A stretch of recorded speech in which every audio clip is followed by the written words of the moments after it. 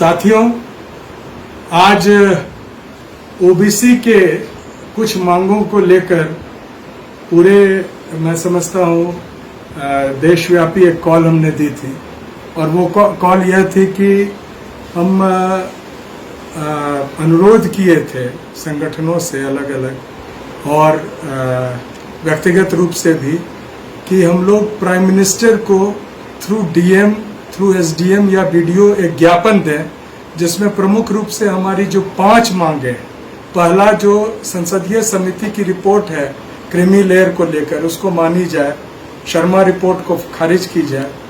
दूसरी मांग ये थी कि जो ओबीसी की जो जनगणना है, यानी कि जो 2021 में जनगणना होना है उसमें जाति जनगणना हो जिससे पता चले कि समाज, ओबीसी समाज के लोग कहाँ हैं।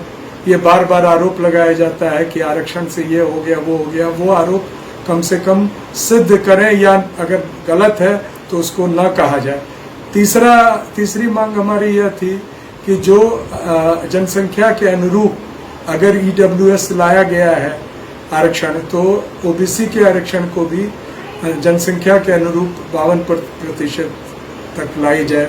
और चौथी मांग हमारी यह थी कि जो निजीकरण हो रहा है, खास तौर से उन जगहों पर जहां पर बड़ी संख्या में रोजगार उपलब्ध थे, जिन रोजगारों को भी समाप्त कर दिया गया है और आरक्षण तो स्वतः समाप्त हो गया है, खास तौर से rail, oil and natural gas और भारत पेट्रोलियम, एयर इंडिया, ऐसे जगहों के निजीकरण तत्काल बंद की जाए। और मुझे खुशी है, हालांकि हम एक संगठन के रूप में नहीं हैं, राजनीतिक दलों से हमें कोई किसी प्रकार की कोई मदद नहीं मिली।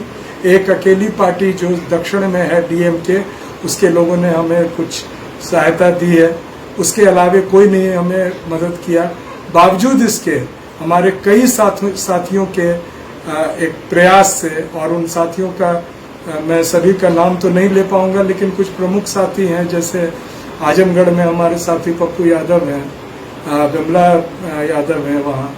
इसी तरह जो हमारे साथी शिव कुमार जी हैं, हमारे साथी अनिरुद्ध जी हैं, हमारे साथी जो सचिंदर प्रताप हैं, ऐसे लोग जो धर्मवीर हैं, जो अभी अपने दिल्ली यूनिवर्सिटी के लॉ के छात्र हैं और अभी अपने आवास पर, यानी कि वो देवरिया में हैं, और चंद्रभूषण जी, इन लोगों के मदद से, और बिहार में जो उमेश राय जी हैं दरभंगा में, या जवाहर पासवान जी मधेपुरा में, ललन साहनी जी जो हैं, इन लोगों के मदद से आज व्यापक रूप से हमारा कार्यक्रम सफल रहा।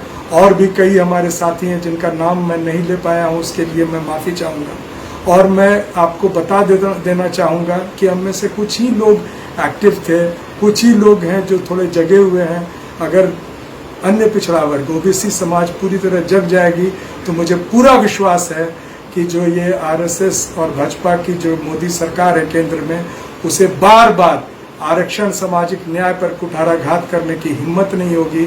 हमारे दलित साथी, आदिवासी साथियों के भी जो हक और हुकूक है उसकी रक्षा हम कर पाएंगे। और ओबीसी समाज जो है इस देश में एक परिवर्तन लाएगा, बदलाव लाएगा। इसी उम्मीद के साथ अगले कार्यक्रम, यानी कि 25 अगस्त बीपी मंडल जी की जयंती के समय के लिए मैं आपसे विदा ले रहा हूं और आपको पुनः धन्यवाद कर रहा हूं। जय भीम, जय मंडल, जय भारत।